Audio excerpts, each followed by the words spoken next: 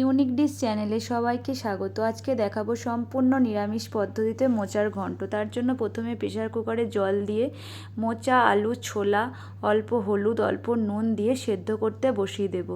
এবারে মিক্সার জারে 1 চামচ গোটা ধনে, 1 চামচ জিরে, 1 ইঞ্চি আদা, দুটো ছোটো এলাচ, দুটো লবঙ্গ, একটা টমেটো, দারচিনি দিয়ে একটা মিহি পেস্ট তৈরি করে নেব। মিহি পেস্ট তৈরি হয়ে গেলে এবারে যখন মোচাটা সেদ্ধ হয়ে আসবে তখন কড়াইতে জিরে, শুকনো লঙ্কা, তেজপাতা ফোড়ন দিয়ে মশলাটা দিয়ে ভালো করে কষিয়ে নেব। এরপরে একটু অল্প হলুদ দিয়ে নারকেল দিয়ে মশলার সাথে আরও একটু কষিয়ে নেব। এবারে সেদ্ধ করে রাখা মোচাটা দিয়ে দেব। মোচা দেওয়া হয়ে গেলে এবারে দেব 1 বাটি দুধ দিয়ে আরও কিছুক্ষণ আমি মোচাটা এইভাবে রান্না করে নেব। এবারে দেব স্বাদ অনুযায়ী চিনি।